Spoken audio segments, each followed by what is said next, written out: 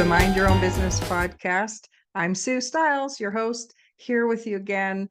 And whatever's gone on this week in your work and in your life, I want to congratulate you, pat you on the back. That moment that you held your tongue and didn't say what you were thinking in your head, or that moment when you reached out to somebody else and just did a random act of kindness. Good for you. I know you have these gifts and skills and abilities inside your being. I want to encourage you to let them come out and make the world a better place because you're in it. You're a rock star, and so am I. So, I'm here to talk to you about a quick business tip today. And this is one of my favorites. Well, not just one, it's three. So, today I'm going to talk about the three most important things that you wished you did before you started your business. And if you're listening to this before you are starting your business, good for you. You will love this episode. And the best thing about this is if you did forget any of these things, it's never too late to put them into place now. So, over 20 years of helping entrepreneurs and particularly solopreneurs in their businesses, the same things keep coming over, things that are missed or forgotten or ignored. And if people would have the chance to put these into place first, you're starting, almost with a head start. And I was thinking about this because I just finished with some clients, a husband and wife, and they are in the early stages of starting their real estate business.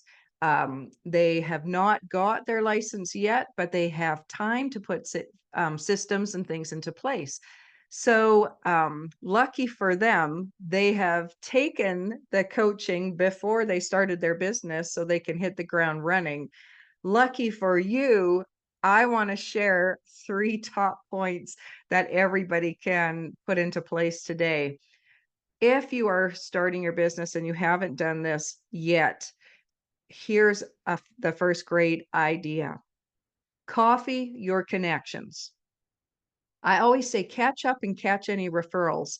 And then the nice thing about inviting someone for a coffee or to socialize before you launch whatever your business or your product or your service is that nobody is suspicious. Oh, she's just asking me out so she can sell me some products.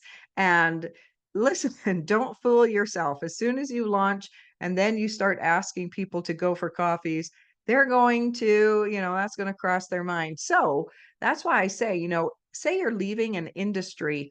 I know a handful of nurses and teachers who took the real estate licensing course before they quit their job.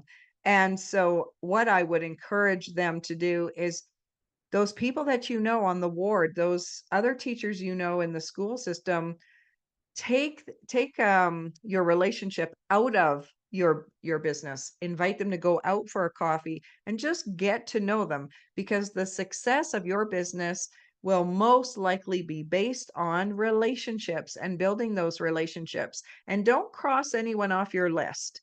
For example, if you were becoming a realtor and Susie, who is also a nurse, that her husband is a realtor, so you're not going to bother connecting with her. I would say don't cross anybody off your list, because you never know. Maybe you're going to specialize with divorced families going through divorce, and you want to specialize with that in real estate. Maybe her husband doesn't have a capacity for that. So you never know who knows who and where something might lead.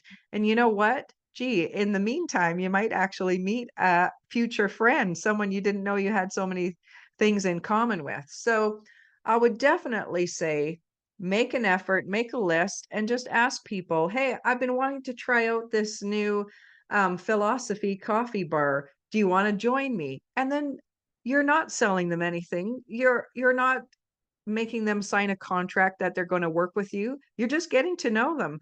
And then they feel like you've taken it out of the classroom and into a social setting. That sets the groundwork for you being able to put them on an email list and stay in touch with them forever.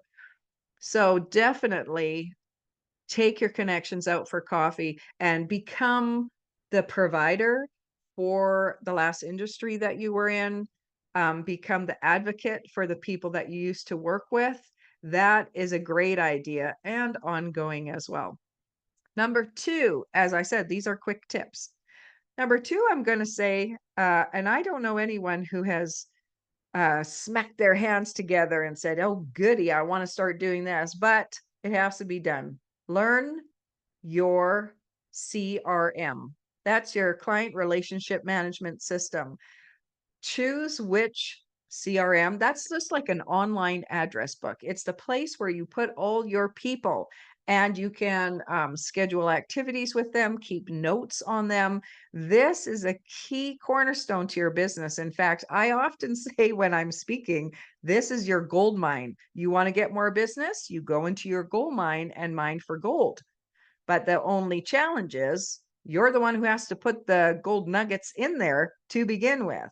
So the CRM is very important. And I'll say this is probably the number 1 or 2 thing that really trips people up. They didn't keep track of their connections. They didn't keep notes. They never used it for mass emailing. Yes, you can mass email out of most CRM programs. So research, see what other people maybe in your new business are using. Try out some CRMs. And yes, do you know what? It is going to take you maybe a week or a month to learn how to use your CRM. And so don't neglect the challenge that, we have. Oh, no, I have to learn something new and make it a big hurdle. This isn't a hurdle. They all have tutorials, videos, and just start by using that as literally an online address book. So you put someone's name in, you put in the notes the name of their kids, or if they have pets, you put their contact info, their address. If you put everyone's addresses in there, you have an opportunity where you could mail out snail mail once in a while, and which a lot of people aren't doing anymore. So just helps you be more unique. Lots of reasons to get a good CRM and then, learn it. Keep your gold in a safe place and you will become, uh, well, I won't say a millionaire. You will become as successful as you want to become because you can go in and mine for gold. Okay, number 3.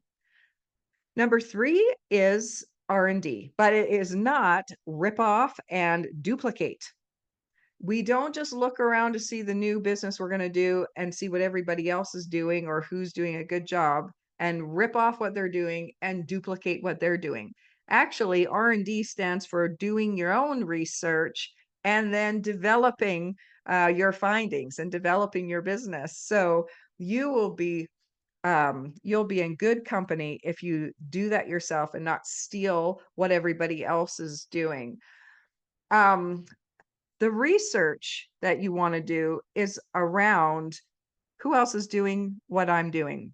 And let me just, if you haven't considered this yet, uh, is there a need for your service? There's the question. Is there actually a need for your product? Um, have you hit a gap where something is missing? And I ask the question because usually, we're in a saturated market. And of course, I work with a lot of realtors. I can tell you, no city, no town needs another realtor. It's a saturated market. So if you do your research and discover, well, there are actually a lot of providers, then you will at least know who your competition is. You will know how much competition you have out there. But if you're still compelled because of some internal calling that you have, then you see that leads you to the development phase because you're going to develop a business, a service, a product that is so unique because it came out of your heart and you actually have a calling based on something you can use to sell. And this can be like you didn't like the service that you got when you bought a house. And you think somebody could be a real estate agent better than the one you had. That's a reason a lot of realtors go into real estate. So you can yes, if it's a saturated market, you can still go in, but you have to differentiate yourself. So, what do people need now? What do people need from you? Why are you making this product or service or business? And really define that. So, research and development, and then yes, develop that. So, I was just talking about CRMs. Well, there's 100, there's a million CRMs you could choose from. Do you know why there's so many? Because most of them have a monthly fee and it's just like a gym membership. They'll sell every business owner a monthly CRM membership and no one ever even uses it. So, Um, here's one example of a CRM that, okay, yes, there's hundreds of them around, but this company wanted to build a CRM. Why? Because all the other CRMs were annoying. They were hard to use. They were expensive. So they created their brand, they developed their unique selling proposition and called their CRM the not so annoying CRM. So, yes, there's a lot of them. How is yours different? Well, maybe it's not so annoying, which a lot of people who've ever tried to use one might relate to. So, that's just one example. It also could be a better product. And now I'm going to share my screen. If you do happen to be watching this on YouTube, I have videos, and also Spotify offers videos of the podcasts, but I will try to describe what I'm showing.